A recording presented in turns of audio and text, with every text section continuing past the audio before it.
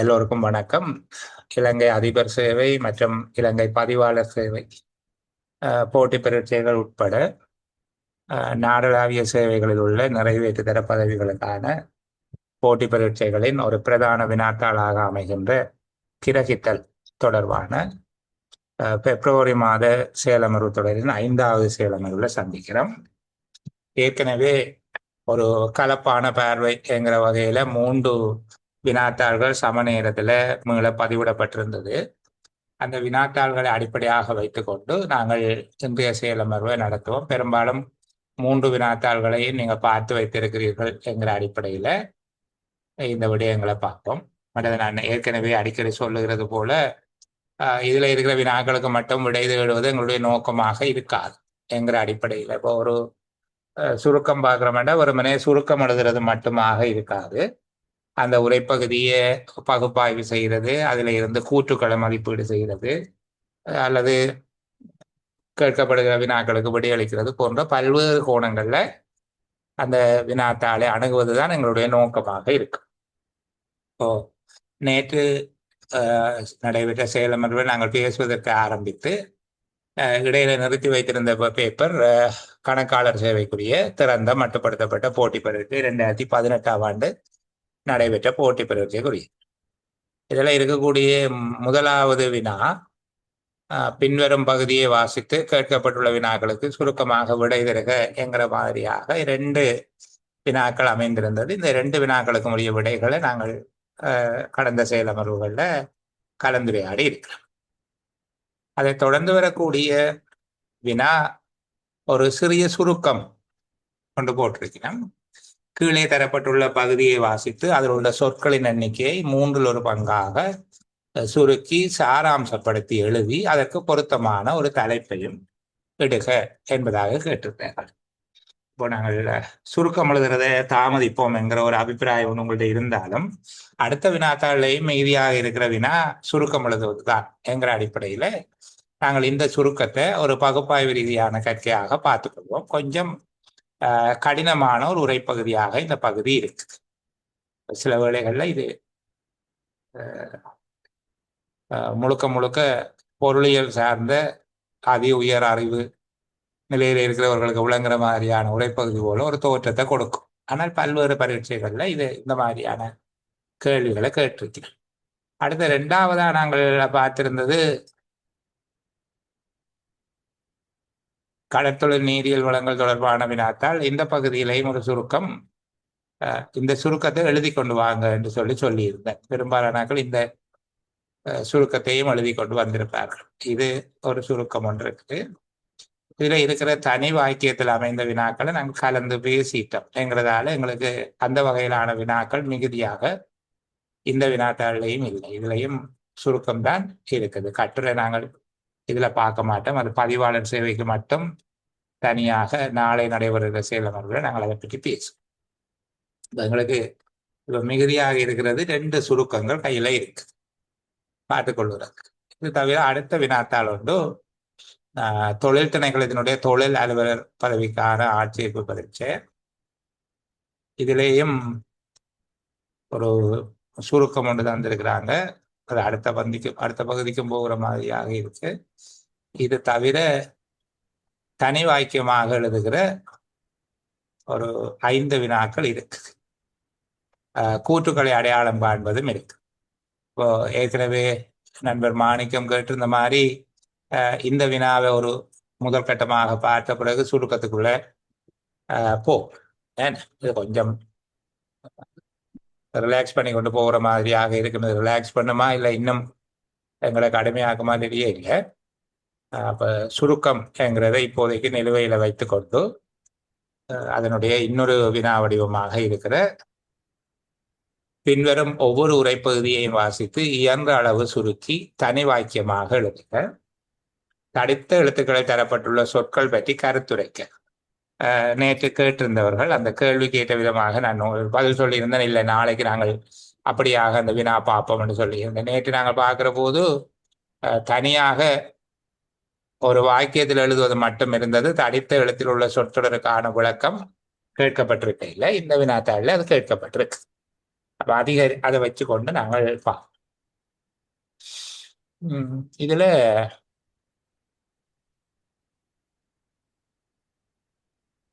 இந்த பகுதி ஏற்கனவே கதை சிட்டம் என்கிறது போல இருக்கு. எங்கள்கிட்ட ஒரு குறைபாடு இருக்குது, சொல்லி நானும் அதை கவனிக்க இல்லை. இதுல இருக்கக்கூடிய சுருக்கங்கள் கடந்த செயலமர்வுகள்ல பேசப்பட்டவை. அப்போ நாங்கள் பெரிய சுருக்கத்துக்குள்ள போகிறது தான் வழி, தவிர்க்க முடியல. சரி, நான் அப்ப அந்த பகுதிக்கு உங்களை கூட்டிக் கொண்டு போகிறேன், என்ன கோவிச்சு கொள்ளாதீங்க. நான் அந்த வினாத்தாளை பார்க்க இல்லை முழுமையாக. இப்ப பார்க்கிற போது தான் தெரியுது, அது நாங்கள் ஏற்கனவே கலந்து பேசிட்டு வந்து 2 செயலமர்வுகளுக்கு முன்பாக அந்த விடயம் பேசப்பட்டிருக்குது என்பதால அதை இப்போதைக்கு விடுவோம். இந்த பகுதியை வாசிப்போம். நானும் நீங்களும் சேர்ந்து பார்ப்போம். பெரும்பாலானர்கள் எழுதியிருப்பீங்க என்று நம்புகிறேன். யாராவது எழுதியிருந்தால் எனக்கு எஸ் என்று சொல்லி ஒரு மெசேஜ் போடுங்க. நான் 2 தகவல் உங்கள்ட்ட இருந்து கேட்டு பெற்றுக் கொள்வதற்காக. இப்போ கவனிங்க, இந்த சுருக்கம் எழுதுறது சம்பந்தமாக ஏற்கனவே விளங்கப்படுத்தி இருந்தாலும் திரும்ப ஒரு தடவை அந்த பகுதியை எளிமையாக சொல்லிக் கொண்டு வருகிறேன். முதல்ல தரப்பட்ட உரைப்பகுதியை வாசிக்க வேணும். வாசிக்க வேணும் என்று சொல்லுகிறது உங்களுக்கு விளங்குற வரைக்கும் வாசிக்க வேணும். சில வேளைகளில் உரைப்பகுதி ஒரு தடவையில விளங்கும், சில வேளைகளில் 2-3 தடவைகள் வரையிலையும் வாசிக்க வேண்டி இருக்கும். ஒவ்வொருவருக்கு ஒவ்வொரு விதமான தோற்றத்தை கொடுக்கும், அவரவர்களுடைய துறைசார் அறிவை பொறுத்ததாக அது இருக்கும். உரைப்பகுதியை முதல் ஒரு தடவை முழுமையாக வாசிக்கிற போது அந்த உரைப்பகுதி பேசுகிற விடயங்கள் ஒரு துண்டு துண்டாக உடையக்கூடிய மாதிரியாக இருக்கும். நான் நேற்று ஒரு உரைப்பகுதி உங்களுக்கு வாசித்து காட்டினேன். சமூக உட்கட்டமைப்பின் மீது தனியார் துறையின் பங்கேற்பும் அதில் அரசு வழங்கக்கூடிய வகிபாகமும் என்கிற விடயத்தை உள்ளடக்கியதாக ஒரு உரைப்பகுதி இருந்தது. அதை நாங்கள் வாசிக்கிற போது அதுக்குள்ள 5 விடயங்கள் இருப்பதை அடையாளம் காணக்கூடியதாக இருந்தது. அதுபோல இந்த உரைப்பகுதிகளையும் வாசிக்கிற போது நீங்கள் விடயங்களை தனித்தனியாக அது எவ்வாறு அந்த உரைப்பகுதி முழுமையாக கட்டமைக்கப்பட்டிருக்கிறது என்பதை அடையாளம் காணக்கூடியதாக இருக்கும். அந்த அடையாளம் விளங்குற வரைக்கும் வாசிக்க வேண்டும். நீங்கள் எவ்வளவுக்கு எவ்வளவு அதிகமாக பயிற்சி செய்கிறீங்களோ, அதிகமாக வாசிக்கிறீங்களோ, அந்த அளவுக்கு உங்களுக்கு அந்த திறன் வந்து சேரும். ஒரு தடவை வாசிச்சு அல்லது ஒரு பேப்பரை பயிற்சி செய்து வராது. அதில் கவனமாக இருக்கணும். எத்தனை பேப்பர், எத்தனை உரைப்பகுதிகள் அதிகமாக வாசித்து பயிற்சி செய்வீங்களோ அந்த அளவுக்கு தான் அந்த உரைப்பகுதியினுடைய விவரிக்கின்ற விதம், அது துண்டமாகிற விதம், அங்கே எவ்வாறு உரைப்பகுதி கட்டமைக்கப்பட்டிருக்கிறது என்கிறது புரிந்து கொள்வது அந்த திறன் மேம்படும். அப்போ கூட பயிற்சி செய்ய வேணும் இந்த இருக்கிற காலப்பகுதிக்குள். ஏற்கனவே பதிவாளர் சேவையை சேர்ந்தவர்களுக்கு இந்த மாதிரியான பயிற்சிகள் கொஞ்சம் கூட நாங்கள் படிச்சிருக்கிறோம் என்கிறதால பெரிய அளவு பதற்றமடைய தேவையில்லை. 2வது, அப்படி துண்டமாக்கக்கூடிய மாதிரி வாசித்ததுக்கு பிறகு அதை துண்டங்களாக ஆக்கி கொண்டு அவை பேசுகிற பிரதானமான கருத்துக்களை அடையாளம் காண்பதற்கு முயற்சி செய்ய வேண்டும். மிக முக்கியமான ஒரு விடயம், அதுக்கு முன்னுக்கு தரப்பட்ட மொத்த உரைப்பகுதியிலையும் இருக்கக்கூடிய சொற்களினுடைய எண்ணிக்கையை கணிக்கிறது. இந்த சொற்களின் எண்ணிக்கையை கணிக்கிறதுக்கு நான் திரும்ப அதை சொல்லுகிறேன் என்று கோபிச்சு கொள்ளக்கூடாது, புதியவர்களுக்காக சொல்லுகிறேன். இந்த ஒரு வரியில் எத்தனை சொற்கள் இருக்குன்னு பார்த்து மொத்தமாக இருக்கிற வரிகளின் எண்ணிக்கையால பெருக்கி காண்ற இந்த மாதிரியான முறைகளை பின்பற்ற வேண்டாம். சொற்களை தொட்டு எண்ணி கணக்கெடுக்கும். 1 2 3 4 5 6 7 8 9 என்று சொல்லி தொட்டு எண்ணி கணக்கெடுக்க வேணும். எத்தனை சொற்கள் இருக்கிறது என்று சொல்லி கணக்கெடுத்து கொண்டு சொற்களினுடைய எண்ணிக்கையை 3ஆல பிரித்து பதட்டம் இல்லாம பிரிக்க வேணும். அந்த நேரங்களில் வாய்வாடு எல்லாம் பிழையா இருக்கும், பதட்டத்துல பிழையான விடை வரும். அப்போ அப்படி இல்லாமல் மிகச் சரியாக பிரித்து 1/3 பங்கு எண்ணிக்கையை காண வேணும். இதுதான் நாங்கள் எழுத வேண்டிய சுருக்கத்தினுடைய சொற்களின் எண்ணிக்கை. இதை கண்டு வச்சுக்கொண்டு இந்த துண்டமாக்கப்பட்ட பகுதிகளில் ஒவ்வொரு துண்டத்துக்கும் உரிய சாராம்சத்தை சிறிய வாக்கியங்களாக எழுத வேணும். சில வேளை ஒரு 6-7 வாக்கியங்கள் ஆகக்கூடியது எழுத வேண்டி வரும். அப்படி எழுதுகிற போது ஒவ்வொரு துண்டத்துக்கும் உரிய சுருக்கத்தை வசனமாக எழுதி போட்டு ஒரு இடைவெளியை விட்டுட்டு அடுத்த வசனத்தை எழுதணும். இப்படி எழுதுவதன் மூலமாக நாங்கள் ஒரு பரமட்டான சுருக்கத்தை தயாரித்து கொள்ளே. இந்த பெருமட்டான சுருக்கத்தை தயாரித்தது பிறகு அதை சேர்த்து வாசித்து பார்க்க ஒரு முழுமையான பந்தியாக தெளிவான இலக்கண தன்மையோடு அமைந்திருக்குதா என்பதை அடையாளம் காணக்கூடியதாக இருக்கும். அதில் ஏதேனும் ஒரு இயல்பான உரைநடை ஓட்டம் இல்லாவிட்டால் அந்த உரைநடையினுடைய ஒரு சரளமான ஓட்டம் ஒன்றை உருவாகிற வகையில் அதை சீரமைத்து கொள்ளலாம். அந்த சொற்களினுடைய எண்ணிக்கை எண்ணி பார்த்து மிகையான சொற்கள் இருக்குமாக இருந்தால் அங்கே இருக்கக்கூடியவற்றிலே ஏதேனும் சொற்களை வெட்டி அகற்றினாலும் கருத்து மாறாமல் வரக்கூடிய மாதிரி இருக்குதா என்று பார்த்து அப்படி இருக்கக்கூடிய சொற்களை வெட்டி அகற்றிக்கொள்ளே. வெட்டி அகற்றியதுக்கு பிறகு திருப்பி உரிய எண்ணிக்கையில சொற்கள் அமையும் விதமாக உரைப்பகுதி இருப்பதை உறுதிப்படுத்தி கொண்டு அதை கொண்டு போய் விடைத்தாளில் எழுத வேணும். விடைத்தாளில் எழுதுகிறதுக்கு முன்பாக அதற்குரிய தலைப்பை தீர்மானித்து கொள்ளலாம். நாங்கள் சுருக்கம் ஒன்றை தயார் செய்து முடிகிற போது எங்களுக்கு சுருக்கத்துக்கான தலைப்பு தெளிவாகிடும். இப்போ தலைப்பு எழுதி சுருக்கத்தை எழுதி அதுக்கு கீழே சொற்களினுடைய எண்ணிக்கையை அடைப்புக்குறிக்குள்ள எழுதி காட்டலாம். அல்லது இறுதி வரியில சொற்களின் எண்ணிக்கை என்று எழுதி விட்டாலும் சரி, அடைப்புக்குறி போடாவிட்டாலும் பிரச்சனை இல்லை. இப்போ இதுதான் ஒரு சுருக்கம் எழுதுறதுக்கான சாதாரணமான உங்களுடைய பிரயோகம் நடைமுறை. முதல் வாசிக்கிறீங்கள், விளங்குற வரைக்கும் வாசிக்கிறீங்க. அதுக்கு பிறகு சொற்களினுடைய எண்ணிக்கையை கணிப்பிடுறீங்க. சுருக்கம் அமைய வேண்டிய கணிப்பீடு சொற்களின் எண்ணிக்கையை 3ஆக பிரித்து சுருக்கத்தின் சொற்களின் எண்ணிக்கையை கணிப்பிட்டுக் கொள்றீங்க. நீங்கள் எத்தனை பந்தியாக தந்தாலும் சுருக்கம் எழுதுகிற போது ஒரு பந்தியாகத்தான் எழுத வேணும். அதை ஞாபகம் வச்சுக் கொள்ளுங்க. அப்போ தரப்பட்ட பந்திகளை வாசித்து அவற்றை துண்டங்களாக மாற்றிக்கொள்ள வேண்டும். ஒவ்வொரு துண்டத்துக்கும் உரிய சாராம்சத்தை தனித்தனி வாக்கியங்களாக எழுதி கொள்ள வேண்டும். அப்படி தனித்தனி வாக்கியங்களாக எழுதி கொண்டவற்றை சேர்த்து ஒரே பந்தியாக வாசிக்கலாம். வாசிக்கிற போது சொற்களின் எண்ணிக்கையை சீராக்க வேணும், இலக்கணத்தன்மையை சீராக்க வேணும். இந்த சீராக்கம் செய்வதற்கு வசதியாக ஒவ்வொரு துண்டத்துக்குமான வசனங்களை எழுதுகிற போது அவற்றுக்கு இடையில இடைவெளி விட்டு ஒரு வசனம், அதுக்கு பிறகு இடைவெளி, அதுக்கு பிறகு ஒரு வசனம் என்பது போல எழுதி கொள்வது சிறப்பாக இருக்கும். இறுதியாக எல்லாம் சீர் செய்த பிறகு சுருக்கம் உரிய சொற்களின் எண்ணிக்கையில இருக்கு, பொருள் மாறுபட இல்லை, தெளிவாக இருக்கு, இலக்கணத்தன்மை சரியா இருக்கு என்று உறுதிப்படுத்தி கொண்டு விடைத்தாளில் கொண்டு போய் உரிய தலைப்பை போட்டு சுருக்கத்தை எழுதி சொற்களினுடைய எண்ணிக்கையை இறுதியில எழுதிவிடலாம். தலைப்பில் வரக்கூடிய சொற்கள் சுருக்கத்தின் எண்ணிக்கையில உள்ளடங்காது. அதை நீங்கள் கவனத்தில் கொள்ள தேவை. சரி, அப்போ இந்த விடயத்தை அடிப்படையாக வைத்துக்கொண்டு இந்த உரைப்பகுதியை நாங்கள் வாசிக்க போகிறோம். நீங்கள் தான் சுருக்கம் செய்ய போறது, நான் இல்லை. நான் உங்களோட சேர்ந்து வாசிக்கிறது மட்டும்தான். சில அனுசரணை வழங்கலாம், ஃபெசிலிட்டேஷன் மட்டும் கொடுக்கலாம். நீங்கள் தான் அதை துண்டமாக்குறது, ஒவ்வொரு துண்டத்துக்குமான சாராம்சம் சொல்லுகிறது, இந்த மாதிரியான கருமங்களை செய்ய போகிறோம். சரி, கரையோர மற்றும் ஆழ்கடல் மீன் வளங்களை பேணல் என்பது அந்த வளங்களை தமது சீவனோபாய நடவடிக்கைகளுக்காக பயன்படுத்தும் கரையோர பகுதியில் வாழும் மக்களுக்கு புதியதொரு விடயம் அன்று. அவர்கள் ஆயிரக்கணக்கான வருடங்களாக சந்ததி சந்ததியாக இந்த வளங்களை தமது மேம்பாட்டுக்கென பயன்படுத்தி வருவதுடன் பல்வேறு சட்ட கட்டுப்பாடுகள் மூலம் அவ்வாறான வளங்களினை பாதுகாப்பதற்கான சட்டங்களும் விதிக்கப்பட்டிருந்தன.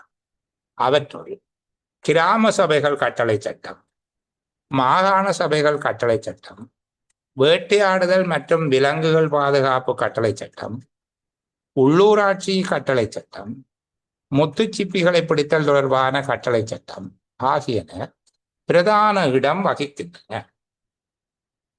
வேலைவாய்ப்பின்மையை போக்குவதற்கான ஏராளமான சந்தர்ப்பங்களை உருவாக்கல், போஷணை குறைபாட்டை இல்லாதொழித்தலுக்காக லாபகரமான ஒரு விலங்கு புரதம் மூலமாக இனங்காணப்பட்டிருத்தல், நாட்டிற்கு பயன்மிக்க அந்நிய செலாவணியை ஈட்டித்தரும் வழியாக அமைந்திருத்தல் ஆகியன காரணமாக மொத்த பங்களிப்பு குறைவாக உள்ள போதும் 2% என்று போட்டிருக்காங்க. மீன்பிடி கைத்தொழில் நமது நாட்டின் பொருளாதாரத்தில் முக்கிய இடம் வகிப்பதாக கருதப்படுகிறது.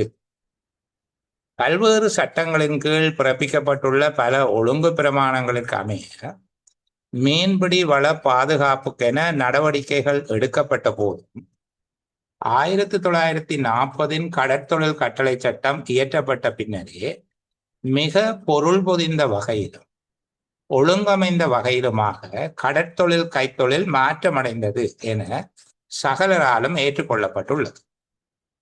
பல நூற்றாண்டுகளாக திறந்த நுழைவு அணுகுமுறையின் கீழ் பொதுவான வளமாக கடற்தொழில் மற்றும் மீன் வளங்கள் அறுவடை செய்யப்பட்டதுடன் இவ்வாறு வளங்களை அறுவடை செய்யும் உழைப்பாளிகளின் எண்ணிக்கை வருடந்தோறும் அதிகரித்தது.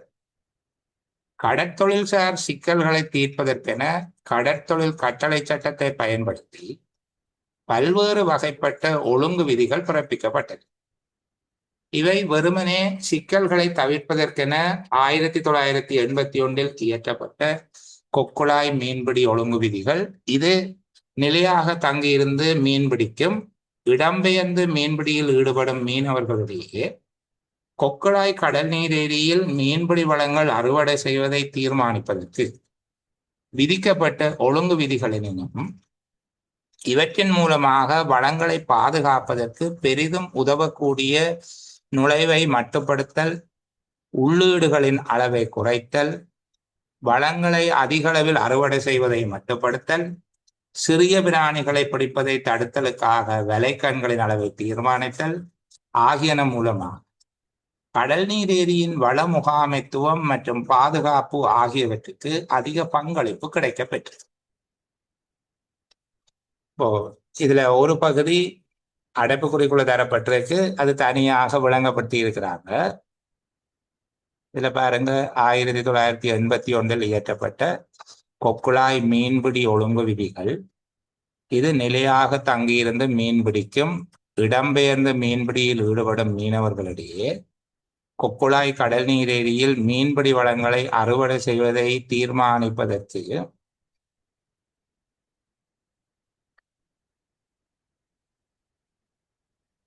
அந்த அவ்வளவு பகுதியும் கொக்குழாய் தொடர்பாக சொல்லப்பட்டிருக்கு.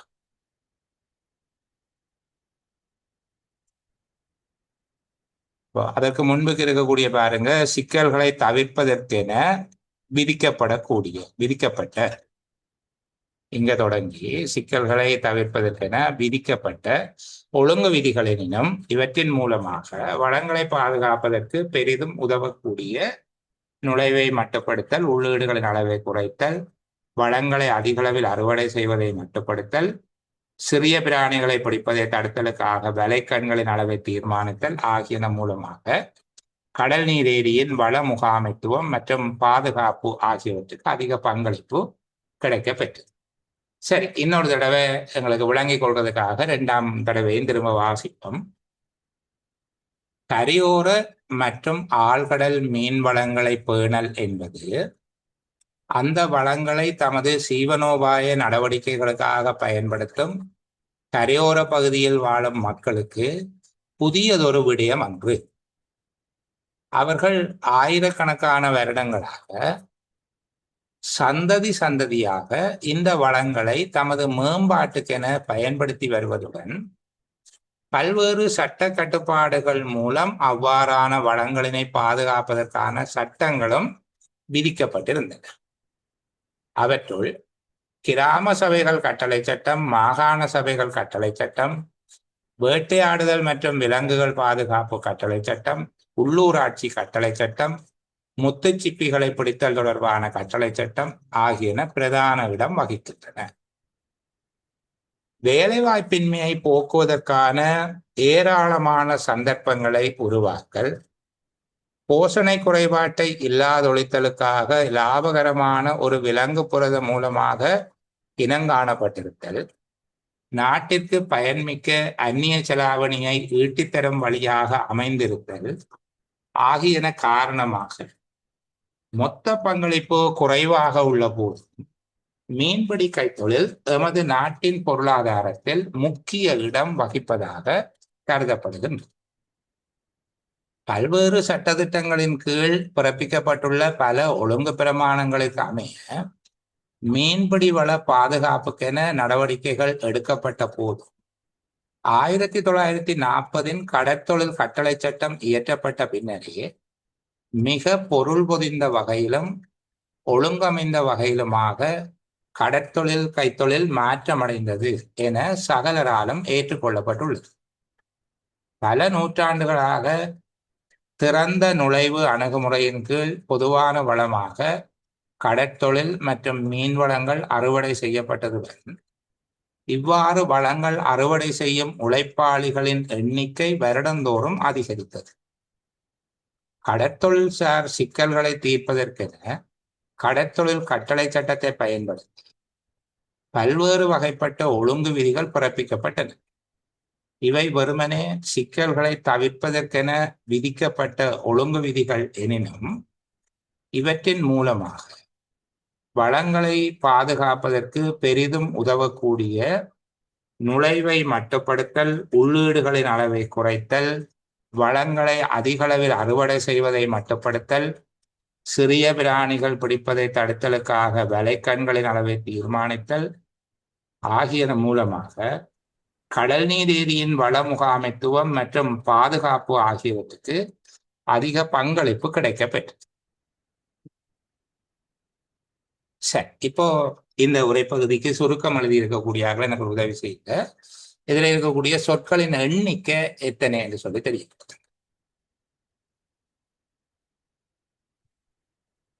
யாராவது ஒரு ஆள் எண்ணி பார்த்து சொல்லுங்க, எனக்கு சொற்களினுடைய எண்ணிக்கை எவ்வளவு?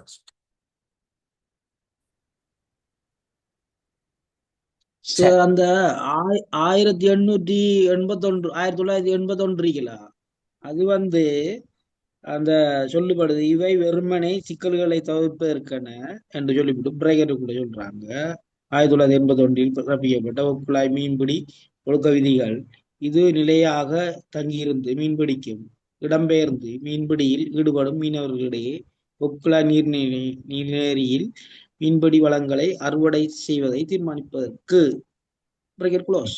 ஸோ அது உதாரணம் எடுத்துக்காட்டு, அது எடுக்க தேவையில்லை.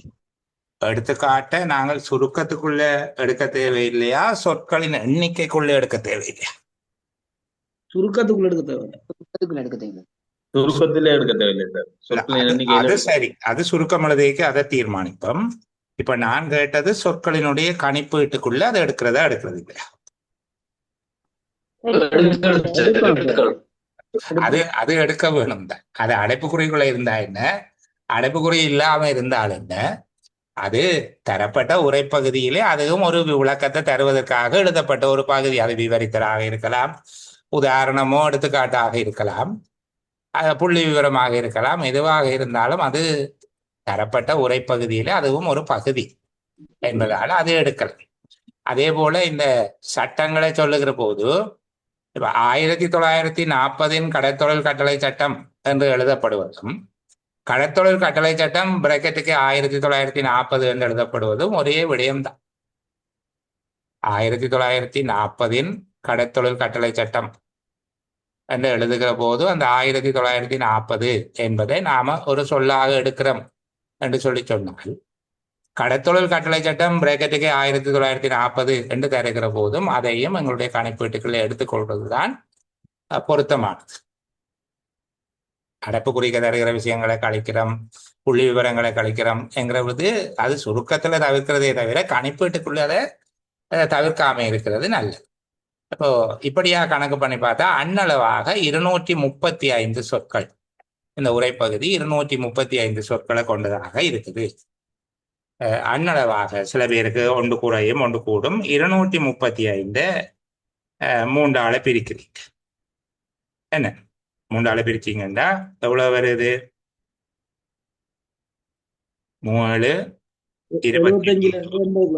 25 78 சுருக்கம் 78 சொற்கள் கொண்டதாக இருக்கும். 78 என்ன சரியா? சரி.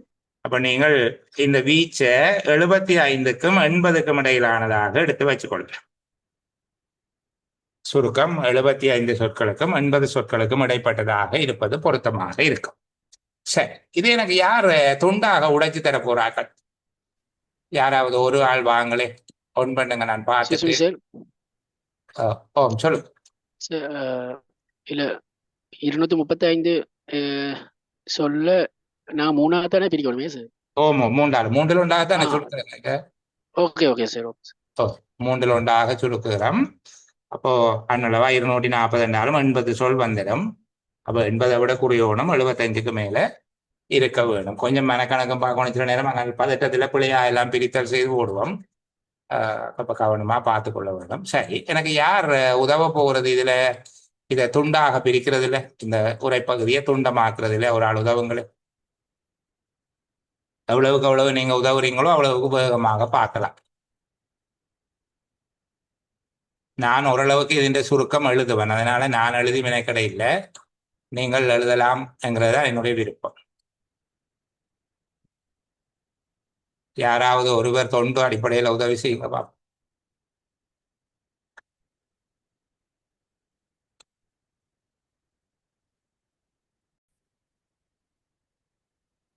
சரி, அப்ப இந்த சார் அதுக்குரிய முதலாவது சார் உரைப்பகுதி. சாரி, ஆம் சொல்லுங்க. சார், அந்த அதுக்குரிய காலப்பகுதியை சொல்ல தேவையில்லையா?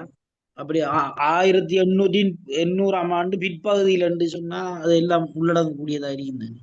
1800களின் பிற்பகுதியிலே 1920 25 எல்லாம் வராதேப்பா. அது முற்பகுதி அதுல. சரி, நான் இந்த பகுதி சம்பந்தமா உங்களுக்கு விளக்கம் சொல்லுகிறேன். இப்ப இந்த உரைப்பகுதியில சொல்லப்படுகிற பிரதானமான விடயம் கடல் மீன் வளங்களை பேணல் என்பது பிரதானமான விடயமாயிருக்கு. அது 2 விதமாக நிகழ்ந்திருக்கு என்று சொல்றார்கள். ஒன்று பாருங்க, கரையோர பகுதியில வாழுகிற மக்களுக்கு இது புதிய விடயம் அல்ல என்று சொல்வதன் மூலமாக அந்த கரையோர பகுதி மக்கள் என்பதற்குரிய அடைமொழியாக சொல்லப்பட்டிருக்கிற விடயங்களை நாங்கள் கைவிடலாம். அதுபோல கரையோர மற்றும் ஆழ்கடல் என்பதில் வருகிற கரையோரமும் ஆழ் என்கிற பகுதியையும் கையை விட்டுட்டு பொதுவாக கடல் என்று எடுத்துக்கொள்ளலாம். கடல் மீன் வளங்களை பேணுவதில் அந்த வளங்களை தமது ஜீவனோபாய நடவடிக்கைகளுக்காக பயன்படுத்தும் கரையோர பகுதியில் வாழும் மக்களுக்கு, அப்ப நாங்கள் கரையோர மக்களுக்கு அந்த வளங்களை தங்களுடைய ஜீவனோபாயத்துக்கு பயன்படுத்துகின்ற என்பது அந்த மக்களை பற்றி விவரிக்கிற ஒரு விவரித்தல். அடைமொழி என்று சொல்ல முடியாவிட்டாலும் அது ஒரு விவரித்தல். அப்ப கரையோர மக்களுக்கு புதியதல்ல என்பதனுடைய பொருள், கரையோர மக்கள் இந்த கடல் மீன் வளங்களை பேணுவதில் கவனம் செலுத்தி இருக்கிறார்கள். அவர்கள் ஆயிரக்கணக்கான வருடங்களாக சந்ததி சந்ததியாக இந்த வளங்களை தமது மேம்பாட்டுக்கென பயன்படுத்தி வருவதுடன் பல்வேறு சட்ட கட்டுப்பாடுகள் மூலம் அவ்வாறான வளங்களை பாதுகாப்பதற்கான சட்டங்களும் விதிக்கப்பட்டிருந்தன. அப்போ இந்த மீன் வளங்களை பாதுகாப்பதற்கான சட்டங்களும் விதிக்கப்பட்டிருந்தது. இப்போ இதை நாங்கள் ஒரு சாராம்சமாக எழுதி கொள்ளுகிறோம். கடல் மீன் வளங்களை பேணுவதில் கரையோர மக்கள் கவனம் செலுத்தியதுடன் அதற்கென சட்டங்களும் விதிக்கப்பட்டிருந்தன. அதற்கென என்றால் கடல் மீன் வளங்களை பேணுவதற்கு அதற்கென சட்டங்களும் விதிக்கப்பட்டிருந்தன. இப்படி வருகிற போது நாங்கள் 11 சொற்கள் கொண்டதாக இந்த பகுதியை குறித்து வச்சு கொள்ளுகிறோம். கீழே இருக்கக்கூடிய விடயம், இதுல நண்பர் மாணிக்கம் கேட்டிருந்தார், அந்த காலப்பகுதியை சொன்னால் என்ன என்று சொல்லி இந்த பகுதியை நாங்கள் காலப்பகுதியை சொன்னால் என்ன என்று. அந்த காலப்பகுதி சொல்லவே தேவையில்லை, அதை நாங்கள் கவனத்தில் எடுக்க தேவையில்லை. என்னென்றால் அவை அந்த சட்டங்களுக்கான உதாரணங்கள். இந்த பகுதி அவ்வாறு உருவாக்கப்பட்ட சட்டங்களுக்கான உதாரணங்கள். அப்ப நாங்கள் சுருக்கத்துக்குள்ள எப்பவுமே உதாரணங்களை உள்ளடக்கி கொண்டிருக்க வேண்டிய அவசியம் இல்லை. அதனால அந்த பகுதியை நாங்கள் இப்போதைக்கு கையை விடுகிறோம்.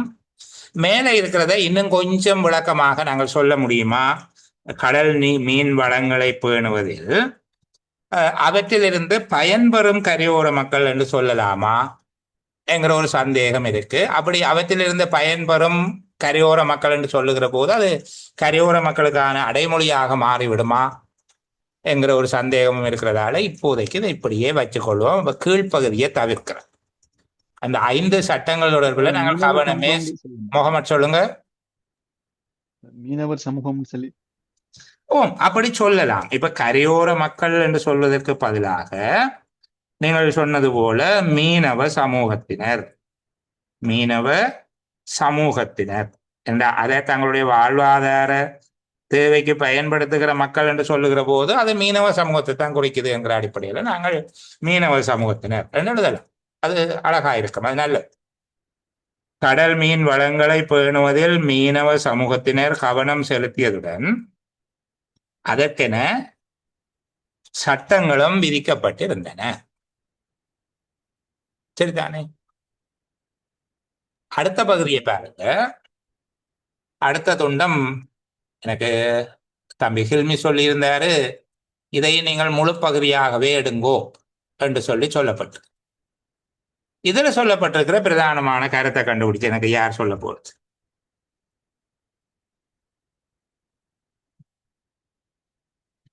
வேலை வாய்ப்பின்மையை போக்குவதற்கான ஏராளமான சந்தர்ப்பங்களை உருவாக்கல், போஷணை குறைபாட்டை இல்லாதொழித்தலுக்காக லாபகரமான ஒரு விலங்கு புரதம் மூலமாக இனங்காணப்பட்டிருத்தல், நாட்டிற்கு பயன்மிக்க அந்நிய செலாவணியை ஈட்டித்தரும் வழியாக அமைந்திருத்தல் ஆகியன காரணமாக மொத்த பங்களிப்பு குறைவாக உள்ள போதும் பிரக்கெட்டுக்கு 2% என்று சொல்லியிருக்காங்க, மீன்பிடி கைத்தொழில் நமது நாட்டின் பொருளாதாரத்தில் முக்கிய இடம் வகிப்பதாக கருதப்படுகிறது. இந்த உரைப்பகுதி இப்ப மேல கடல் மீன் வளங்களை பேணுவதை பற்றி அந்த துண்டம் சொல்லுகிறது என்றால், இந்த துண்டு எதை பற்றி சொல்லுகிறது? நாட்டினுடைய பொருளாதாரத்தை ஈட்டிக்கொள்ற ஒரு துறையாக சொல்லப்படுது. நாட்டின் பொருளாதாரத்தை ஈட்டிக் கொள்ளுகிற துறையாக சொல்லப்படுது. எதை சொல்றது?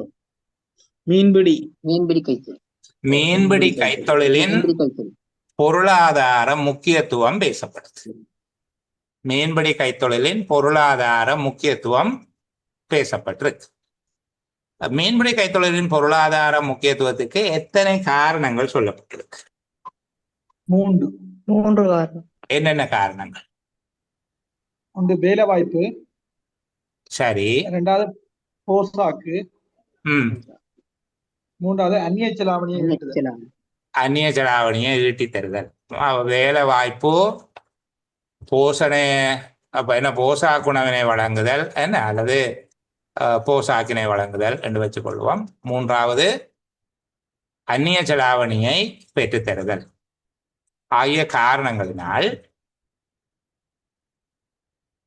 பொருளாதாரத்தின் ஒப்பீட்டளவிலான பங்களிப்பு இங்க குறைவாக இருந்தாலும் பொருளாதாரத்தில் இதற்கு ஒரு முக்கியத்துவம் அல்ல முக்கிய இடம் வகிப்பதாக கருதப்படுகிறது. ஆகவே மீன்பிடி கைத்தொழிலின் பொருளாதார முக்கியத்துவம் இந்த உரைப்பகுதியில பேசப்பட்டிருக்கு. 3 காரணங்களின் அடிப்படையில் அதை நாங்கள் குறித்துக் கொள்ள முடியும். என்ன சொல்றாங்க? முதலாவது வேலை வாய்ப்பின்மை. வேலை வாய்ப்பின்மையை போக்குவதற்கான ஏராளமான சந்தர்ப்பங்களை உருவாக்கல் என்பது என்னது கருத்து? வேலை வாய்ப்பினை வழங்கல். என்ன வேலை வாய்ப்பு இன்மையை போக்குவதற்கான ஏராளமான சந்தர்ப்பங்களை உருவாக்கல் என்ற கருத்து என்ன? வேலை வாய்ப்பை வழங்குது, வேலை வாய்ப்பினை வழங்குதல். அடுத்தது புரத போஷணை கிடைப்பனவு. புரத போஷணை கிடைப்பனவு அதுல பாருங்க, போஷணை குறைபாட்டை இல்லாதொழித்தலுக்காக லாபகரமான ஒரு விலங்கு புரதம் மூலமாக இனங்காணப்பட்டிருத்தல். அப்ப புரத போசாக்கு கிடைப்பனவு. அடுத்தது கம போட்டுட்டு 3வது அந்நிய செலாவணி, அந்நிய செலாவணியை பெற்றுத்தரல். என்ன அப்படி சொல்லுவோமா? அந்நிய செலாவணியை ஈட்டித்தருதல் அல்லது பெற்றுத்தருதல். ஈட்டித்தருதல் என்று கூறுவோம். வேலை வாய்ப்பினை வழங்கல், புரத போசாக்கு அல்ல புரத போஷணை கிடைப்பனவு, அந்நிய செலாவணியை ஈட்டித்தருதல் என்பவற்றினால்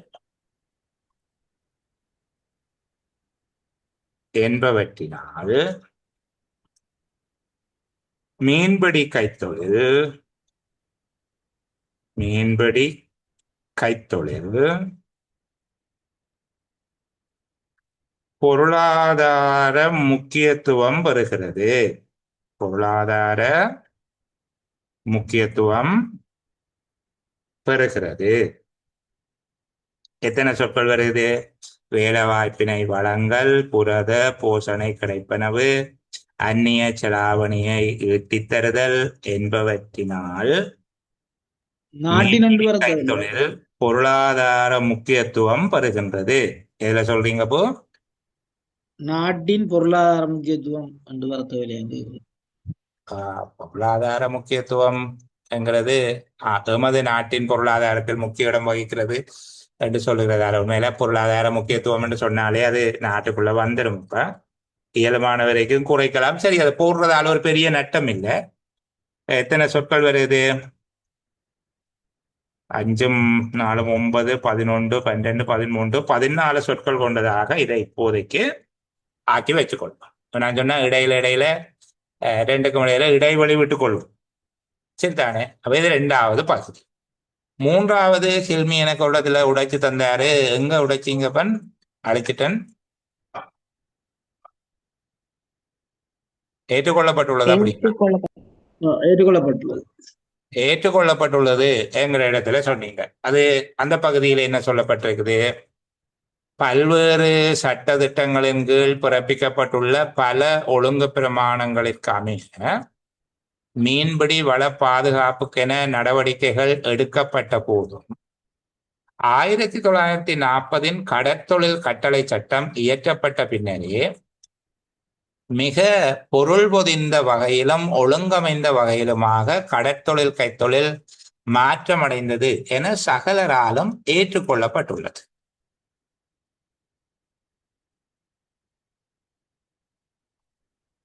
பல்வேறு சட்ட திட்டங்களின் கீழ் பிறப்பிக்கப்பட்டுள்ள பல ஒழுங்கு பிரமாணங்களுக்கு அமைய மீன்பிடி வள பாதுகாப்புக்கென நடவடிக்கைகள் எடுக்கப்பட்ட போதும் 1940 கடற்தொழில் கட்டளை சட்டம் இயற்றப்பட்ட பின்னரே மிக பொருள் பொதிந்த வகையிலும் ஒழுங்கமைந்த வகையிலுமாக கடற்தொழில் கைத்தொழில் மாற்றமடைந்தது என சகலராலும் ஏற்றுக்கொள்ளப்பட்டுள்ளது.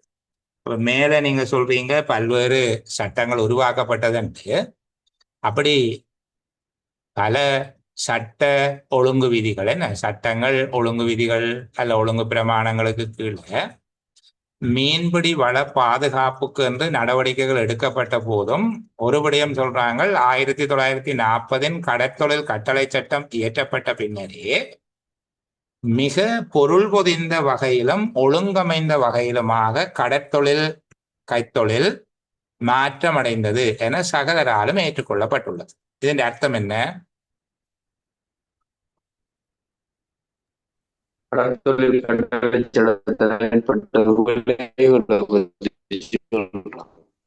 கருணாகரன் பேசுறது எங்களுக்கு கொஞ்சம் வெட்டி வருது, விளங்கிக் கொள்ள முடியல. முகமது சொல்லுங்க. அந்த பல சட்டங்கள் இயற்றப்பட்டாலும் 1940 அந்த கட்டளை சட்டத்தின் பின்னர் தான் இந்த மீன்பிடி கைத்தொழில் வினைத்திறனாக மாற்றமடைஞ்சிருக்கின்றதை சொல்ல வருது. அப்ப இந்த இயற்றப்பட்ட பின்னரே என்கிறது கருத்துக்குள்ளேயே முன்னைய சட்டங்கள் இருந்தாலும் என்கிற பொருள் வந்துடும். அதை நாங்கள் சொல்ல தேவை. விளங்குத? இயற்றப்பட்ட பின்னரே எப்படி வருகிறது என்று சொன்னீங்க? மீன்பிடி வள பாதுகாப்பு வினைத்திறன் மிக்கதாக மாற்றமடைந்தது. கிரேட், நல்ல சொல்லது. மீன்பிடி வள பாதுகாப்பு வினைத்திறன் மிக்கதாக மாற்றமடைந்தது. பொருள் பொதிந்த வகையிலும் ஒழுங்கமைந்த வகையிலும் என்று சொல்லப்படுகிற சொற்களுக்குள்ள நாங்கள் சிக்கிக்கொள்ள தேவையில்லை. ஏன்னா அப்ப இங்க அடுத்தபடியும் சொல்லப்பட்டிருக்கு 1940 கடற்தொழில் கட்டளை சட்டம் இயற்றப்பட்ட பின்னரே மீன்பிடி வள பாதுகாப்பு வினைத்திறன் மிக்கதாக மாற்றம் அடைந்தது. சரியா? அப்படி குறித்துக் கொள்வோமா? 1940 கடற்தொழில் கட்டளை சட்டம்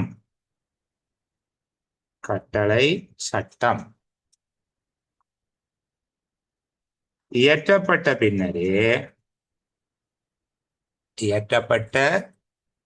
பின்னரே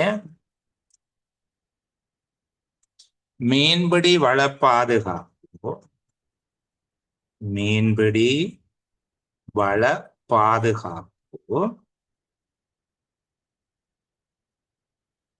வினைத்திறன் மிக்கதாக மாற்றம் அடைந்தது. மேல பல சட்டங்கள் எல்லாம் பிறப்பிக்கப்பட்டு பல ஒழுங்கு விதிகள் இருந்தாலும் மீன்பிடி வள பாதுகாப்புக்கு உருவாக்கப்பட்ட சட்டத்துக்குள்ள இந்த கடற்தொழில் கட்டளை சட்டம் இயற்றப்பட்ட பின்னர் தான் அது ஒரு பொருள் பொதிந்ததாக ஒழுங்கமைந்த விதமாக இருந்தது என்றால் வினைத்திறன் மிக்கதாக மாற்றம் அடைந்தது. ஒரு 11 அல்லது 12 சொற்கள்ல இதை அமைச்சுக் கொள்ளக்கூடியதாக இருக்கு. இந்த ஆண்டு சொல்லணும். அந்த சட்டத்தின் பேர் அதுதான் 1940 கடற்தொழில் கட்டளை சட்டம். அந்த சட்டத்துக்குரிய பெயர் இப்ப 1940 என்று சொல்லப்பட்ட தவிர்க்கலாம் நாங்கள். அது அந்த கட்டளை சட்டத்துக்கு பேர் அது. அப்ப அதனால அந்த பேரே அப்படி 1940 கடற்தொழில் கட்டளை சட்டம் என்பதாக எழுதியிருக்கிறோம். என்ன நடந்திருக்கு பாருங்க, பல நூற்றாண்டுகளாக திறந்த நுழைவு அணுகுமுறையின் கீழ். அதனுடைய அர்த்தம் என்ன? பல நூற்றாண்டுகளாக திறந்த நுழைவு அணுகுமுறையின் கீழ் என்பதனுடைய அர்த்தம் என்ன? ஆரம் வந்து அந்த கடல்ல மீன் பிடிக்கக்கூடியதா இருக்கும். ஆறு வந்தம் பிடிச்சு கொண்டு போகலாம். சரி, அதான் முடியும்.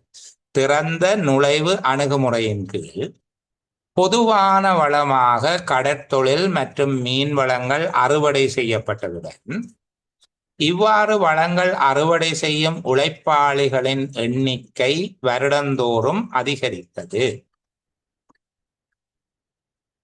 இதனுடைய கருத்து விளங்குது தானே உங்களுக்கு? அதாவது மீன்பிடி நடவடிக்கை ஒரு திறந்ததாகவும் வருடந்தோறும் அதிகரித்து செல்வதாகவும் காணப்பட்டது. பல நூற்றாண்டுகளாக திறந்த நுழைவு அணுகுமுறையின் கீழ் பொதுவான வளமாக கடற்தொழில் மற்றும் மீன் வளங்கள் அறுவடை செய்யப்பட்டதுடன் இவ்வாறு அறுவடை செய்யும் உழைப்பாளிகளின் எண்ணிக்கை வருடந்தோறும் அதிகரித்தது என்கிறது மீன்பிடி திறந்த அனுமதி கொண்டதாகவும் ஆண்டுதோறும் அதிகரித்து செல்வதாகவும் இருந்தது என்று சொல்றாங்க. சரிதானே? ஆண்டுதோறும் அதிகரித்து செல்வதாகவும் இருந்திருக்குது. இப்ப இந்த பகுதியை நாங்கள் குறித்துக் கொள்வோம். எப்படி சொல்லுகிறோம்? கடற்தொழில்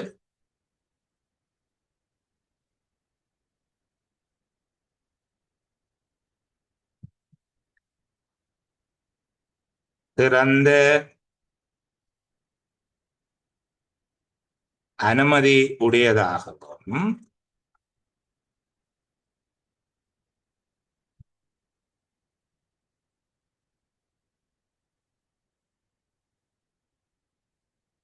ஆண்டுதோறும்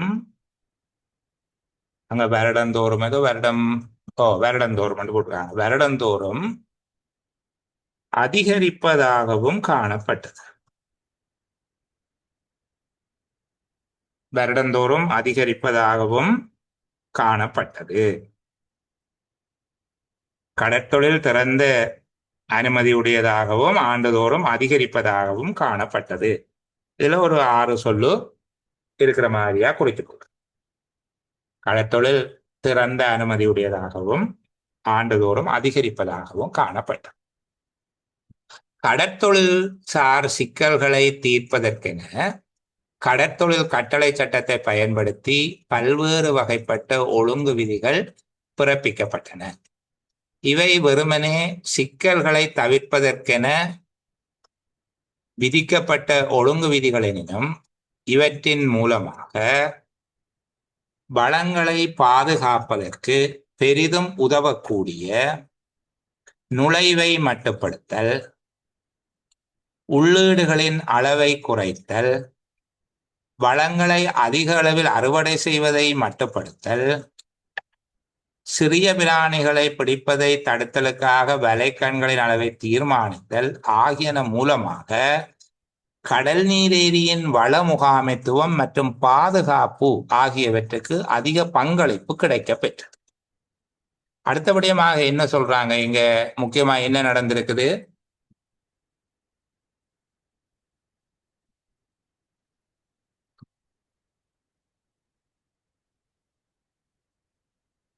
இறுதி பகுதி சம்பந்தமா இந்த இப்ப நான் அடையாளப்படுத்துகிற இந்த பகுதியில முக்கியமாக பேசப்படுகிற விடயம் என்ன? எதை பற்றி பேசுறாங்க? மீன் வளங்களை பாதுகாக்குது. மீன் வளங்களை பாதுகாப்பதில் யாருடைய பங்களிப்பு? அந்த கட்டளை சட்டம் மூலம் கடற்தொழில் கட்டளை சட்டம் மூலமாக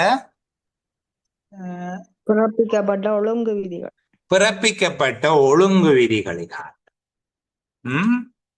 கடற்தொழில் கட்டளை சட்டம் மூலமாக பிறப்பிக்கப்பட்ட ஒழுங்கு விதிகளினால் ஏற்பட்ட விளைவுகள் இங்க பேசப்பட்டிருக்கு. மேல கடற்தொழில் கட்டளை சட்டம் வினைத்திறன் மிக்கதாக மாற்றமடைந்திருந்தது என்று சொல்லிட்டு அடுத்ததா ஒரு விஷயம் சொல்லுகிறோம். கடற்தொழில் நீண்ட காலமாக திறந்த அனுமதி உடையதாகவும் ஆண்டுதோறும் அதிகரிப்பதாகவுமே காணப்பட்டிருக்கு. கடற்தொழில் நீண்ட காலமாக, நான் 6 சொற்கள் என்று சொன்னால் 7 சொற்களை, நான் கடற்தொழில் நீண்ட காலமாக திறந்த அனுமதியுடையதாகவும் ஆண்டுதோறும் அதிகரிப்பதாகவும் காணப்பட்டிருக்கு. ஆனால் இது என்ன செய்திருக்குது? கடற்தொழில் கட்டளை சட்டத்தை பயன்படுத்தி உருவாக்கப்பட்ட ஒழுங்கு விதிகள் என்ன விடயங்களை நிறைவேற்றி இருக்குது, அல்ல என்ன கர்மங்களை செய்திருக்குது? நுழைவை மட்டுப்படுத்தி இருக்கு. நுழைவை மட்டுப்படுத்தி இருக்குது. சரி, ஓகே, சொல்லுங்க. உள்ளீடுகளின் அளவை குறைத்தல். மீன் வளங்களை பாதுகாக்கப்பட்டிருக்கு. சாரி, திருப்பி சொல்லுங்க. இப்போ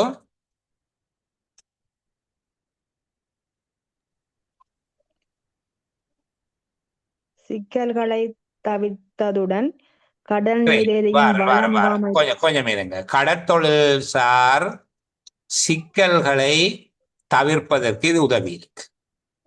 கடற்தொழில் சார் சிக்கல்களை தவிர்ப்பதற்கென விதிக்கப்படக்கூடிய ஒழுங்கு விதிகள் என்று சொல்லப்பட்டிருக்கு. மேல சொல்லி இருக்கு, கடற்தொழில் சார் சிக்கல்களை தீர்ப்பதற்கென கடற்தொழில் கட்டளை சட்டத்தை பயன்படுத்தி பல்வேறு வகைப்பட்ட ஒழுங்கு விதிகள் பிறப்பிக்கப்பட்டன. அப்போ நாங்கள் சொல்ல வேணும், கடற்தொழில் கட்டளை சட்டத்தினால் அல்ல கடற்தொழில் கட்டளை சட்டத்தை பயன்படுத்தி உருவாக்கப்பட்ட ஒழுங்கு விதிகள் முதலாவது செய்திருக்குது, கடற்தொழில் சார் சிக்கல்களை தீர்ப்பதற்கு உதவியது. கடற்தொழில் கட்டளை சட்டத்தை பயன்படுத்தி ஸ்தாபிக்கப்பட்ட ஒழுங்கு விதிகள் அல்ல பிறப்பிக்கப்பட்ட ஒழுங்கு விதிகள் கடற்தொழில் சார் சிக்கல்களை தீர்ப்பதற்கு உதவின. அதோட வேறு என்ன செய்திருக்கணும்? அந்த ஒழுங்கு விதிகள் வேறு என்ன விளைவை உருவாக்கி இருக்குது? கடல் நீரேரியின் வள முகாமைத்துவத்துக்கும் பாதுகாப்புக்கும் பங்களிப்பு செய்திருக்கு. கடல் நீரேரியின் வள முகாமைத்துவம் மற்றும் பாதுகாப்புக்கு எவ்வாறு பங்களிப்பு செய்தது என்று சொல்லுகிற போது 4 வழிமுறைகளை விளங்கப்படுத்துகிறார். 3 மட்டுப்பாடுகளும் ஒரு பாதுகாப்பு. அதாவது நுழைவு, உள்ளீடுகளின் அளவு, அறுவடை என்பவற்றை மட்டுப்படுத்தி சிறிய பிராணிகளை பாதுகாப்பதன் மூலமாக கடல் நீரேரியின் வள முகாமைத்துவம் மற்றும் பாதுகாப்பு ஆகியவற்றுக்கு பங்களிப்பு செய்திருக்கு. இங்க கடற்தொழில் கட்டளை சட்டத்தின் கீழ் ஸ்தாபிக்கப்பட்ட அல்லது கடற்தொழில் கட்டளை சட்டத்தை பயன்படுத்தி பிறப்பிக்கப்பட்ட ஒழுங்கு விதிகள் கடற்தொழில் சார் சிக்கல்களை தீர்த்தன. அது ஒரு விடி என்ன, அதை குறிச்சு கொள்வோம். கடற்தொழில் கட்டளை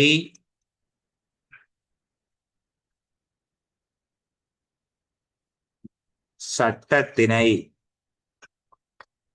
பயன்படுத்தி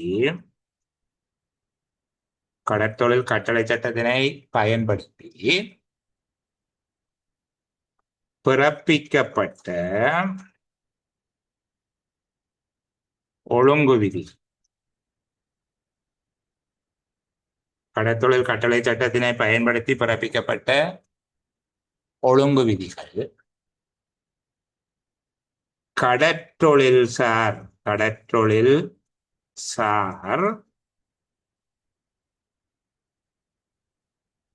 சிக்கல்களை தீர்த்தன.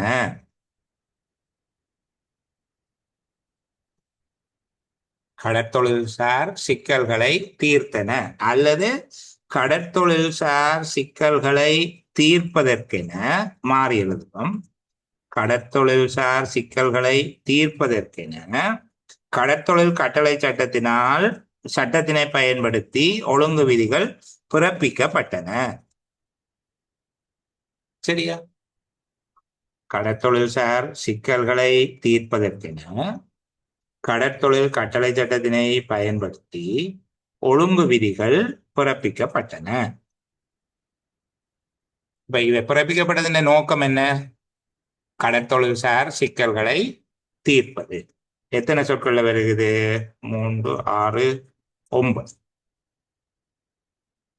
கடற்தொழில்சார் சிக்கல்களை தீர்ப்பதற்கென கடற்தொழில் கட்டளை சட்டத்தினை பயன்படுத்தி ஒழுங்கு விதிகள் பிறப்பிக்கப்பட்டன.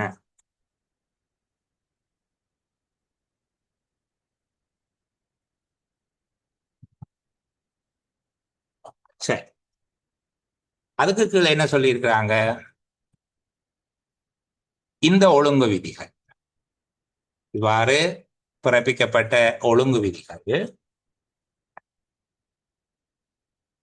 விதிக்கப்பட்ட ஒழுங்கு விதிகள் எனினும் என்று சொல்லி இருக்குதானே, இவற்றின் மூலமாக என்று சொல்லிட்டாங்க. நாங்கள் இவற்றின் மூலமாக அல்லது இவற்றினால் என்றே சொல்லல.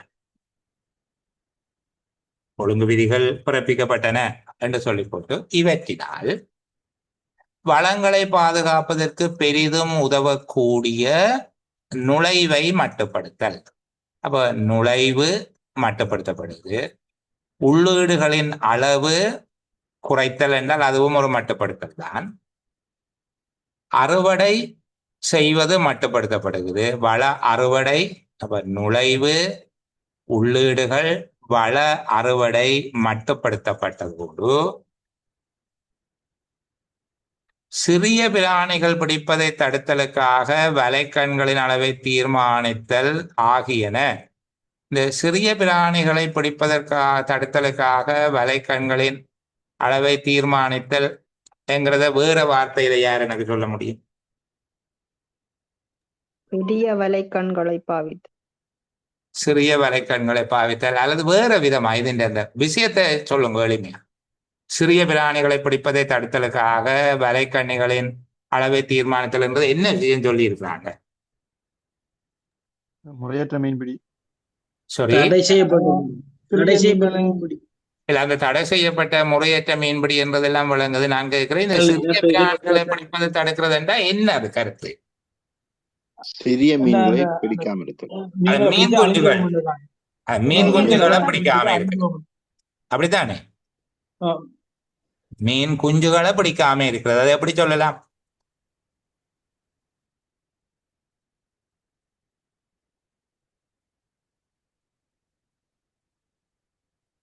சிறிய வகை மீன்கள் சொல்லலாம். சிறிய வகை மீன்கள், அது சில வேறு ஒரு பொருளை தருமப்பா. இந்த நெத்தலி மாதிரியான மீன்களை கருதுறதாக போயிடும். அப்படி இல்லாமல் வேற மாதிரி சொல்லுங்களே. இளம் பருவ மீன்கள்,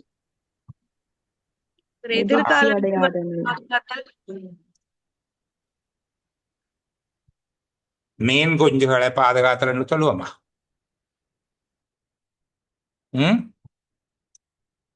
அப்படி எடுப்போமா? மீன் குஞ்சுகளை பாதுகாத்து எதிர்கால மீன் வளத்தை பாதுகாத்தல் சார். ஓ, எதிர்கால மீன் வளத்தை பாதுகாத்தல். நான் கொஞ்சம் சொற்களை குறைக்கலாமான்னு யோசிச்சேன். பரவாயில்லை. எதிர்கால மீன் வளத்தை பாதுகாத்தல் 3 சொல்லு. மீன் குஞ்சுகளை பாதுகாத்தல் என்று எழுதினாலும் பரவாயில்லை. சரி, அப்ப இங்க 4 விடயங்களின் மூலமாக நிகழுகிற இறுதி விளைவு என்னென்றால் கடல் நீர் ஏரியின் வள முகாமைத்துவம் பாதுகாப்புக்கு பங்களிப்பு செய்கிறது. எது பங்களிப்பு செய்கிறது? இந்த பிறப்பிக்கப்பட்ட அப்ப நாங்கள் பிறப்பிக்கப்பட்ட ஒழுங்கு விதிகள் என்ன, இவ் ஒழுங்கு விதிகள் என்று எழுதினா நல்லா இருக்கும், அல்லது இவை என்று சொன்னாலும் பரவாயில்லை. ஒழுங்கு விதிகள் என்ன செய்யணும்? நுழைவு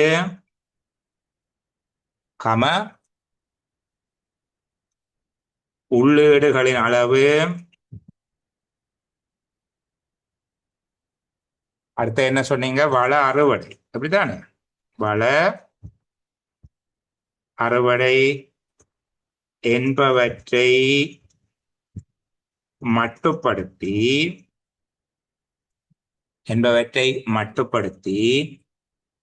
மீன் குஞ்சுகளை பாதுகாப்பதன் மூலம், மீன் குஞ்சுகளை மட்டுப்படுத்தல் மற்றும் மீன் குஞ்சுகளை பாதுகாத்தல் மூலம், மட்டுப்படுத்தல் மற்றும் மீன் குஞ்சுகளை பாதுகாத்தல் மூலம்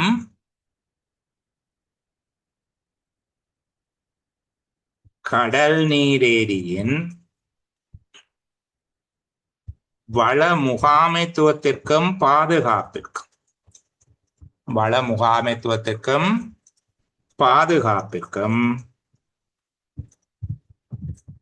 பங்களித்தன. கடல் நீரேரியின் வள முகாமைத்துவத்திற்கும் பாதுகாப்புக்கும் பங்களித்தன. இவ்வொழுங்கு விதிகள் நுழைவு, உள்ளீடுகளின் அளவு, வள அறுவடை என்பவற்றை மட்டுப்படுத்தல் மற்றும் மீன் குஞ்சுகளை பாதுகாத்தல் மூலம் கடல் நீரேரியின் வள முகாமைத்துவத்திற்கும் பாதுகாப்பிற்கும் பங்களித்தன. ஒரு 17 சொற்கள் எழுதி வச்சிருக்கிற சுருக்கத்தை கொஞ்சம் சொல்லுகிறேன் பாருங்க. இப்ப நான் ஏன் இதை இப்படி உடைச்சு சொல்லுகிறேன்னா, உண்மையா அந்த ஒவ்வொரு பந்தியிலையும் சொல்லப்படுகிற மையப்பொருளை வச்சுக்கொண்டு உங்கள்ட்ட கேள்வியாக கேட்டாலும் இப்படி புரிந்து கொண்டால் மட்டும்தான் நீங்க எழுதியல. முதலாவது பந்தியில சொல்லப்பட்டிருக்கிறது, கடல் மீன் வளங்கள் 2 வழிமுறைகளாக பாதுகாக்கப்பட்டிருக்கு. ஒன்று, மரபு ரீதியாக மீனவ மக்கள் அதை பாதுகாத்து வருகிறார்கள். 2வது, அந்த பாதுகாப்புக்காக சட்டங்கள் உருவாக்கப்பட்டிருக்கிறது. இது முதல் விடயமாக நாங்கள் எழுதியும் வச்சிருக்கிறோம். சரிதானே? கடல் மீன் வளங்களை பாதுகாத்தல் 2 விதமாக நடந்திருக்குது.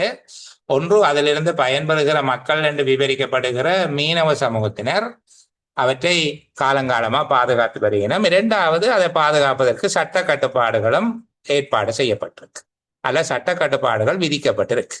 அப்படி உருவாக்கப்பட்ட சட்டங்களுக்கான உதாரணங்கள் சொல்லப்பட்டது. நாங்கள் அவற்றை புறத்தள்ளி வச்சு இப்ப அந்த பகுதியை நீங்கள் விளங்கி கொண்டிருப்பீங்கள் என்று நினைக்கிறேன்.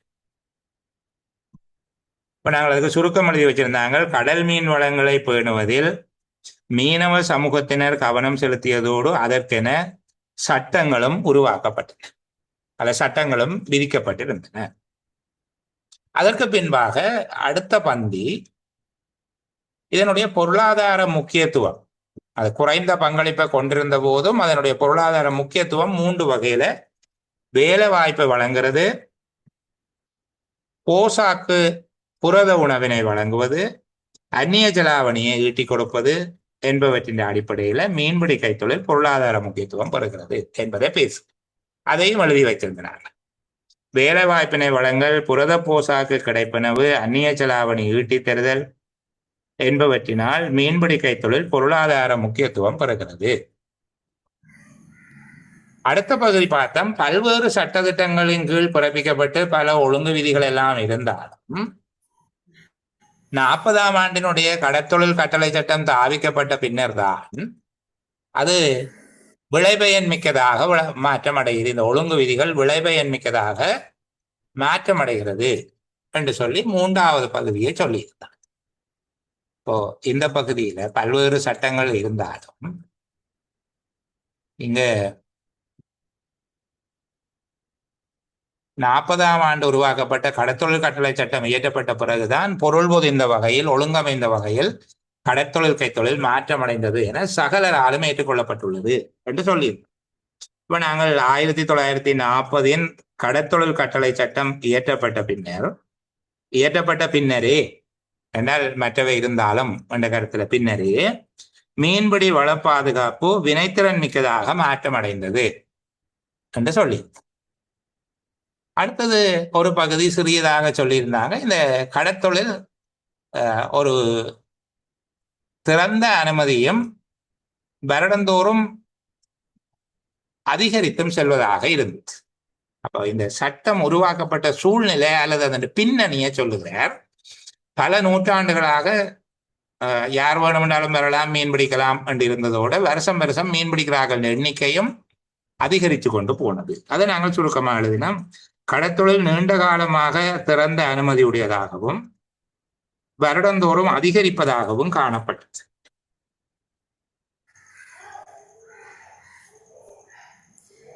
அடுத்தது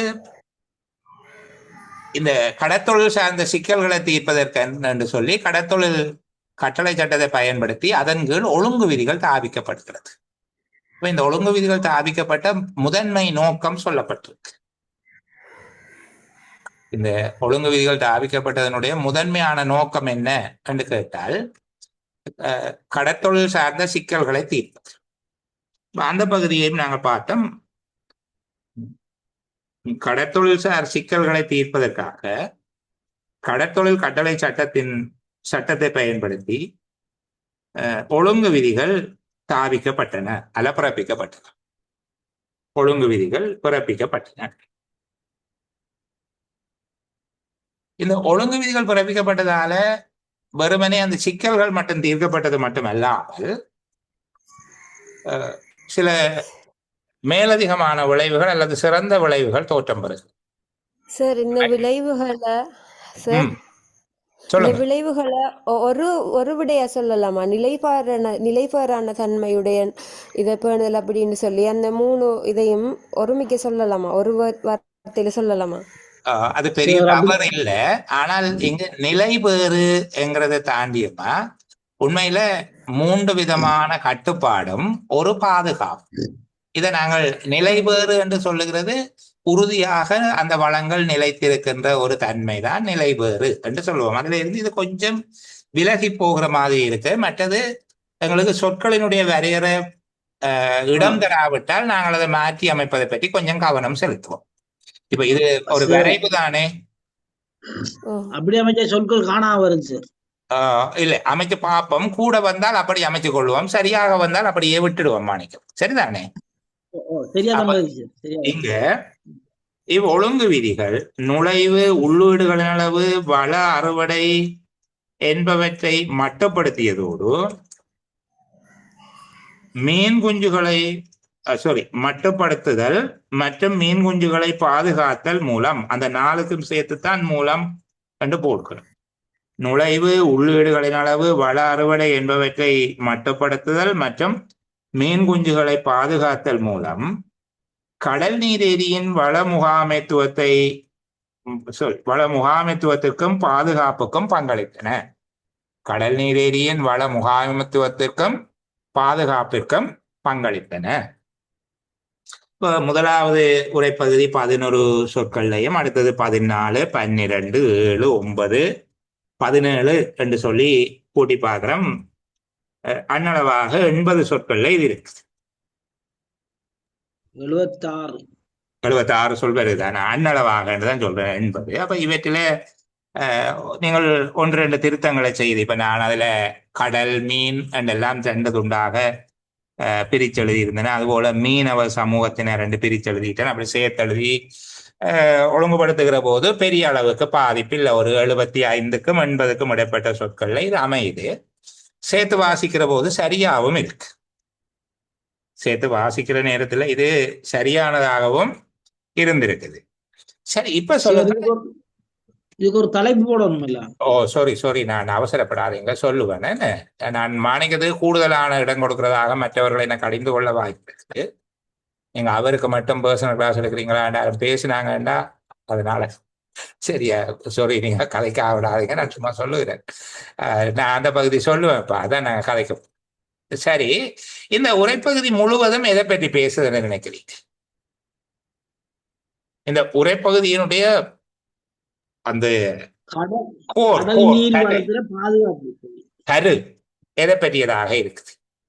கடல் மாணிக்கம் நீர் வளமான மாணிக்கம் சொல்லுங்க. கடல் கடல் மீன் வளங்களை கடல் பத்தி கதைக்கூட கடல் கடல் மீன் மீன் வளங்களை பாதுகாத்தல். ஆயிஷா சொல்லுங்க. கடல் மீன் பாதுகாப்பு வளங்களை மற்றும் பாதுகாத்தல் அல்லது நிலைபெறான தன்மையுடன் கடல் மீன் வளங்களை பேணுதல் அப்படின்னு. ஓகே, சாம் சொல்லுங்க. கடல் மீன் வளங்களை பாதுகாப்பு. ஹில்மி சொல்லுங்க.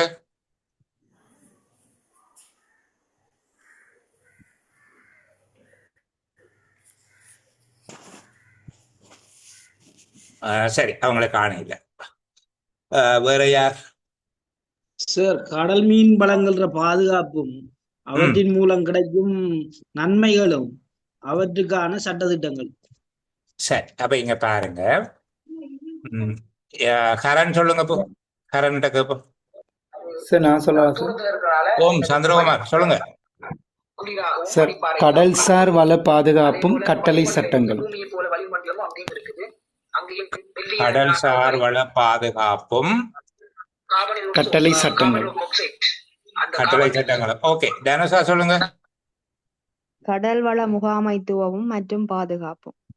கடல் வள முகாமைத்துவம் பாதுகாப்புங்கிறது இங்க பாத்தீங்கன்னா பெரிய அளவு பகுதி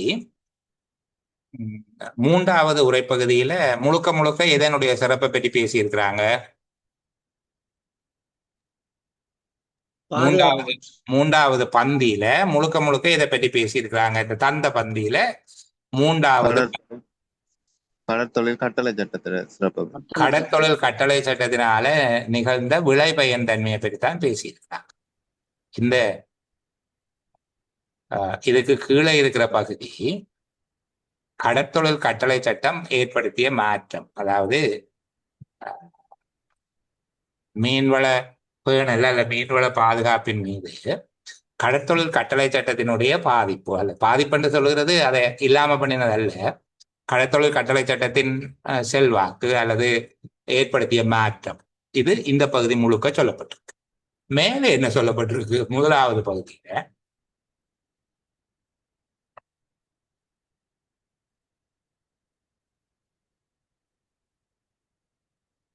கடல் தொழில் வளம் எப்படி பாதுகாக்கப்படுது? கடற்தொழில் வளங்கள் மக்களின் ஒத்துழைப்போடு சட்டங்களின் உதவியோடு பாதுகாக்கப்பட்டிருக்கு. அப்படித்தானே?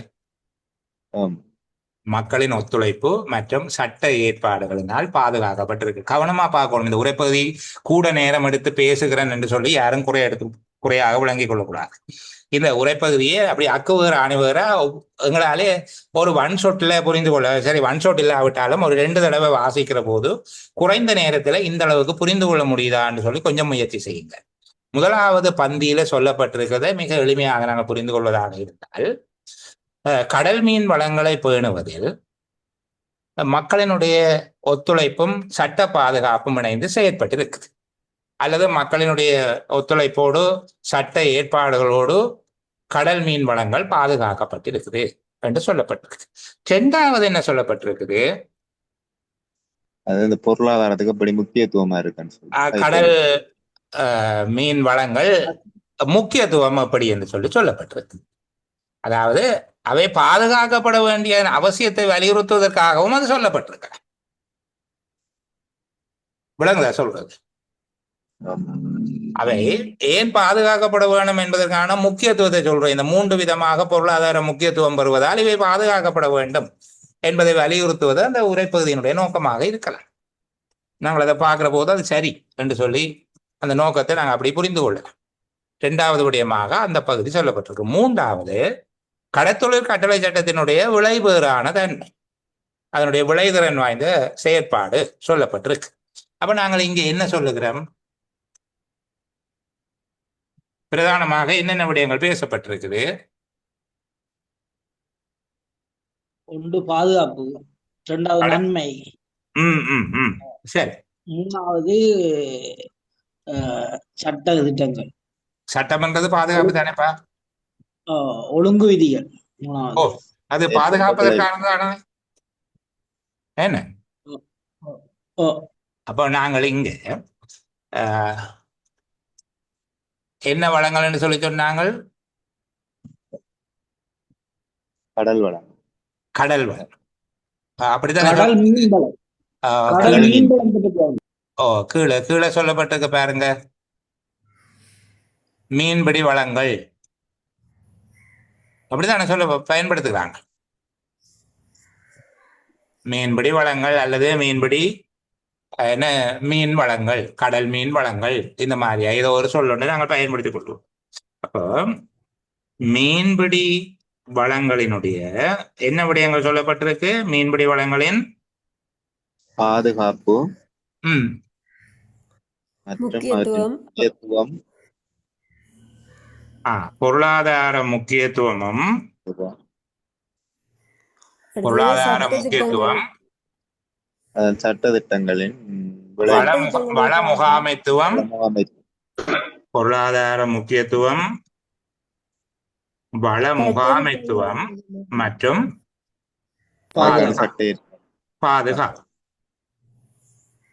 என்ன? மீன்பிடி வளங்களின் பொருளாதார முக்கியத்துவம், வள முகாமைத்துவமும் பாதுகாப்பும். இப்படி பார்த்து கொள்ளலாமா? இது அமைகிற விதமாக நீங்கள் அது வள முகாமைத்துவம் பாதுகாப்பு என்பது சட்ட விதிகளினூடாகவும் இருக்குது, மக்களினுடைய ஒத்துழைப்பினாலேயும் நிகழ்ந்திருக்குது. சட்ட விதிகள் தொடர்பாக கூடுதலான விடயம் சொல்லப்பட்டிருக்கு. அப்போ மீன்பிடி வளங்களின் பொருளாதார முக்கியத்துவமும் அவற்றின் வள முகாமைத்துவம் மற்றும் பாதுகாப்பும் என்கிற வகையில உங்களுடைய தலைப்பு அமைந்திருந்தா பொருத்தமானதாக இருக்கும். இப்ப எவ்வளவு எளிமையாக இந்த பந்திய கொஞ்ச நேரம் கூடத்தான் எடுத்திருக்குது. அன்னளவாக 1.5 மணி நேரம் எடுத்திருக்கலாம். 1.5 மணி நேரம் எடுத்து வச்சிருக்கொண்டு பார்த்ததுக்கு பிறகு விளங்குற மாதிரி அடுத்த உரைப்பகுதியையும் இவ்வளவு நேரம் எடுக்காம எங்களுக்கு விளங்கிக் கொள்றதுக்கு வெள்ளமே வந்துட வேணும். இல்லாவிட்டால் அடுத்ததுக்கு 1.5 மணி நேரம் தான் எடுக்க மாட்டாங்க. உண்மையில எங்க தனியை செய்கிற போது அப்படி இருக்காது. இந்த பந்திய எளிமைப்படுத்தி பார்க்கிற மாதிரியான வெள்ளமே எங்களுக்கு வரணும். வாசிக்கிற போதே இது எப்படி கட்டமைக்கப்பட்டிருக்குது. நீங்கள் முக்கியம் இல்லாத பல விடயங்கள்ல சிக்கப்படுகிறீங்க. குறிப்பா அந்த 5 சட்டங்கள்ல போய் கணிசமான ஆக்கள் சிக்கப்பட்டு நிற்கிறீங்க. அது எப்படியாவது நாங்கள் சொல்லிட வேணும் என்கிறத தெளிவா இருக்கிறீங்க. சரிதானே? ரொம்ப தெளிவா அந்த குழப்பமான விடைய சொல்றீங்க. இந்த அடிப்படையில நாங்கள் சுருக்கத்தை தயார் செய்து கொள்ளக்கூடியதா இருந்தது. முதலாவது எத்தனத்திலேயே அது பொருத்தம் பெரிய அளவுக்கு இலக்கண பிழைகள் எல்லாம் வேற இல்லை. அப்ப அதை முழுமைப்படுத்தி நீங்கள் திரும்ப வாசித்துக் கொள்வதன் மூலமாக ஒரு சுருக்கத்தை எடுத்துக்கொள்ளக்கூடியதாக இருக்கும். நான் நாளை அல்லது நாளை மறுதினம் கிடைக்கக்கூடிய நாளைக்கு பிரின்சிபல் சர்வீஸ் ஆக்களுக்கு இருக்காது. அவர்களுக்கு ஏனைய சேலமருவல் நடைபெறும் என்று நம்புகிறேன். சேலமருவல்ல ஏதேனும் ஒரு இடைவெளி ஏற்படுமாக இருந்தால் என்னுடைய கிரகித்தல் சேலமருவலால அது நிரப்பப்படும். பதிவாளர் சேவையை சார்ந்தவர்களுக்கு விசேட சேலமர்வாக கட்டுரை தொடர்பான விடயங்கள் கலந்துரையாடப்படும். நாங்கள் அடுத்த சேலமர்வில் இதனுடைய தொடர்ச்சியை பேசுவோம். 3 பேப்பரையுமே செய்து கொண்டு வாங்க. அதுல 3வது பேப்பர் ஏற்கனவே நாங்கள் செய்துட்டோம் போல இருந்த சுருக்கம் தவிர ஏனையவை பார்த்துட்டோம். அந்த கணக்காளர் சேவையில் இருக்கிற சுருக்கத்தையும் ஏனைய வினாத்தாள்ல மீதியாக இருக்கிற சுருக்கத்தையும் அடுத்த ஒரு சேலமர்வில் நிறைவு செய்யக்கூடியதாக இருக்கும். இந்த அளவோடு நான் இன்றைக்கு நிறைவு செய்து கொள்ளுவேன். ஏதேனும் பேசுவதாக இருந்தால் ஆஃப் ரெக்கார்டிங்ல சில நிமிடங்கள் உங்களுக்காக காத்திருக்கிறேன்.